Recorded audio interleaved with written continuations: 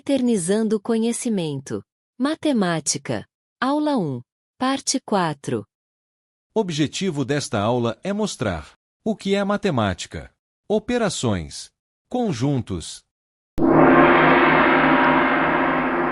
Operações. Vamos à ação, adição, subtração, multiplicação, divisão, potenciação e radiciação.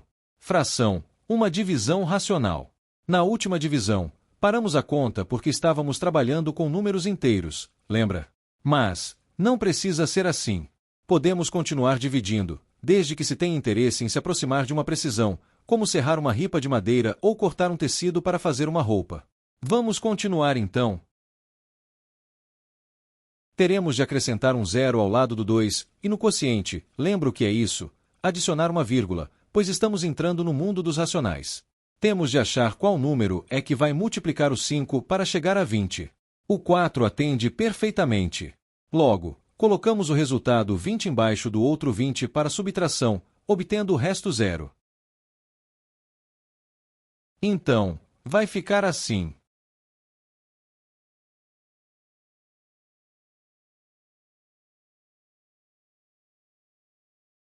Quando chegamos ao resto zero, significa que encontramos o valor exato da divisão. Se multiplicarmos 169,4 por 5, teremos exatamente 847. Mas podemos representar essa divisão parada no tempo. Você não faz a conta, só mostra a armação dela. É o que seria a fração. Já escutou a frase, ele escapou por uma fração de segundo, ou seja, foi um valor menor do que um segundo. E a fração é isso, uma parcela de um todo. E para representar, usamos a estrutura A sobre B. No exemplo acima, teríamos 847 sobre 5. Essa é uma fração imprópria, porque o número de partes, 847, é maior do que a nossa divisão base, 5.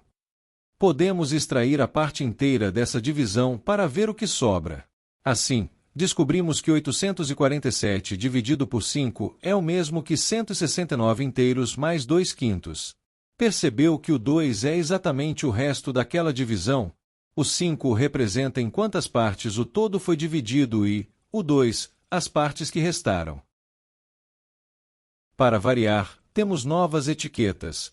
A parte de cima da fração se chama numerador, indica quantas partes temos, e a de baixo, denominador, indica em quantas partes o todo foi dividido.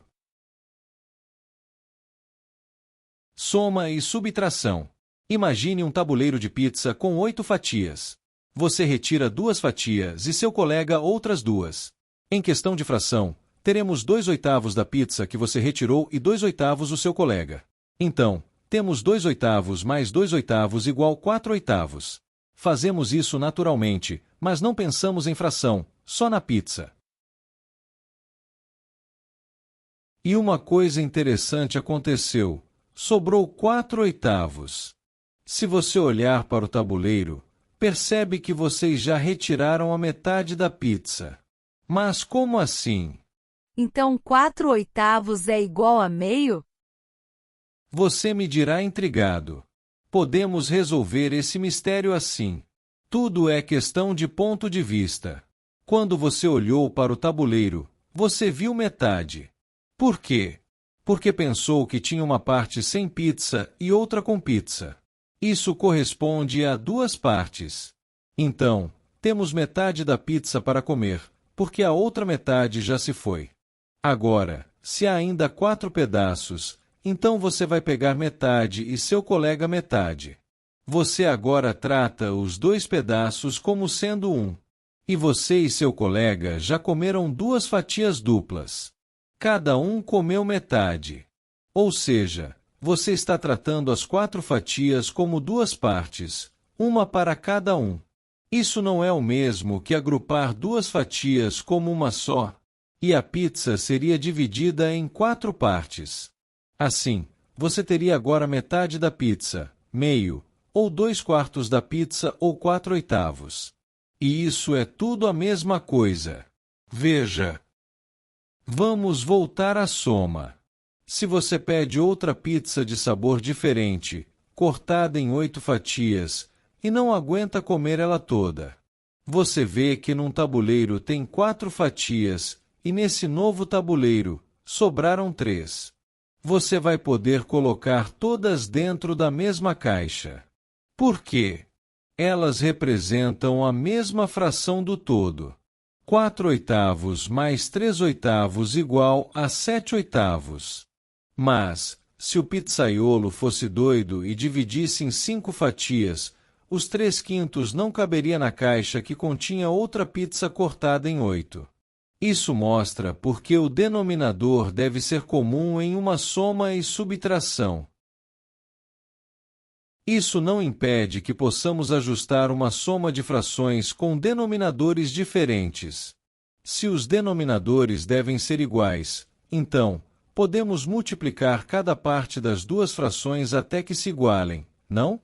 Veja que precisamos reduzir o número no denominador aos menores números que compõem ele quando multiplicados. Esses menores números só são possíveis de dividir por ele e por 1, se chamam primos. Então, o 8 seria formado por 2 vezes 2 vezes 2 e o 5 só por ele mesmo. Para o denominador ficar igual nas duas frações, o que você sugere? Tic-tac, tic-tac. Isso. Multiplicar um pelo outro. 8 vezes 5 igual a 40. Assim, as duas frações teriam o mesmo denominador. Epa! Mas, vai alterar o valor original da fração, não? Com certeza, a menos que você faça a mesma coisa no numerador. O que você alterar embaixo, tem que alterar em cima na mesma proporção. Veja.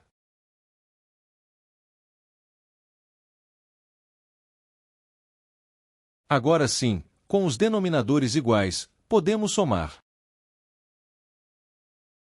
Notou que o resultado deu maior que 40. Isso significa que juntando os pedaços, você tem mais de uma pizza inteira, uma pizza de 40 pedaços cheia, e mais 4 pedacinhos de outra. Para você descobrir como achar esse denominador comum sem precisar testar tantas multiplicações, um método prático é usar o mínimo múltiplo comum, MMC, que veremos mais adiante.